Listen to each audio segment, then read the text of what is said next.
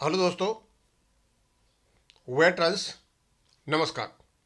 मैं दीवान सिंह आपको बताना चाहूँगा कि एडवोकेट कमल पाटनी साहब ने बहुत ही मार्मिक तरीके से ये पूछा है कि भाई ये कानून है देश का,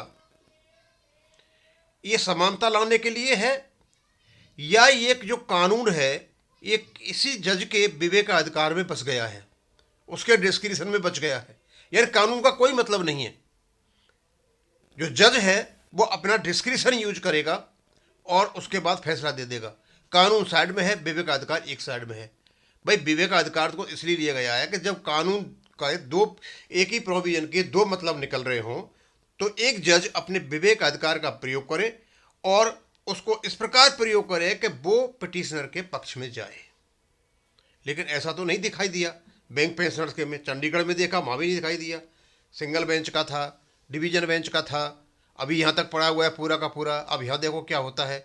उसी के संबंध में एडवोकेट कमल पाटनी साहब ने अपना मत व्यक्तव्य किया है। कहते हैं, न्याय का आधार क्या है, कानून और समानता या किसी एक जज का विवेकाधिकार। ये प्रश्न आज बैंक पेंशनरों के संदर्भ में केवल कानून नहीं बल्कि संवैधानिक और नैतिक संकट बन चुका है। भारत का संविधान न्याय और समानता को मूल आधार मानता है। अनुच्छेद 14 स्पष्ट करता है कि समान परिस्थितियों में समान व्यवहार होगा। फिर भी बैंक पेंशनों के मामले में यह सिद्धांत वर्षों से निलंबित सा प्रतीत होता है। बैंक पेंशनरों की मांग कोई विशेष अधिकार नहीं थी। समान पद, समान सेवा अवधि, समान योगदान के बावजूद पेंशन में असमानता का प्रश्न उठाया गया। यह विशुद्ध रूप से समानता का संवैधानिक मुद्दा था। इसके बावजूद हाई कोर्ट की एकल पीठ द्वारा लाख पेंशनरों के समानता के अधिकार को खारिज कर दिया गया। न कोई नया कानून आया था, न संविधान में संशोधन हुआ था, न ही समानता का सिद्धांत समाप्त हुआ था। तब प्रश्न उठता है कि यह निर्णय किस आधार पर हुआ। यहीं से न्यायिक विवेकाधिकार का प्रश्न सामने आता है। विवेकाधिकार का अर्थ है कानून के भीतर व्याख्या है। यानी उन्होंने चंडीगढ़ हाई कोर्ट में सिंगल जज ने जो फैसला दिया था उस पर प्रश्न उठा दिया। उन्होंने बोला, भाई ये संविधान हमारा बड़े दिनों से है, कानून हमारे यहाँ पर है, और ये जो बैंक पेंशनरों का मुद्दा है इस पर पेंशन संबंधी, अपडेशन संबंधी जन कितने ही कानून या कितने ही जुडिशियल प्रेसिडेंट कोर्ट के फैसले आ चुके हैं, फिर भी हमारे पक्ष में फैसला ना करके दूसरे पक्ष में हुआ। यानी विवेक अधिकार का प्रयोग किया गया गलत तरीके से। न कानून से ऊपर जाकर अधिकारों का निरस्तीकरण। जब तथ्य सामने हो, कानून स्पष्ट हो और प्रभावित लोग लाखों में हो, तब क्या एक जज का विवेकाधिकार है संवैधानिक समानता को निष्प्रभावी कर सकता है? यदि हाँ, तो संविधान की भूमिका क्या रह जाती है? सबसे बड़ा विरोधाभास तब दिखता है जब हम शक्तिशाली वर्गों की ओर देखते हैं। क्या कभी जजों के वेतन, नेताओं की पेंशन, सांसद विधायकों के भत्तों पर वर्षों तक मुकदमे चले? क्या वहाँ समानता पर बहस हुई? नहीं। वहाँ न चर्चा हुई, न हड़ताल, न न्यायिक एकल पीठ के निर्णय से लाखों लोगों के अधिकार तय हो जाए।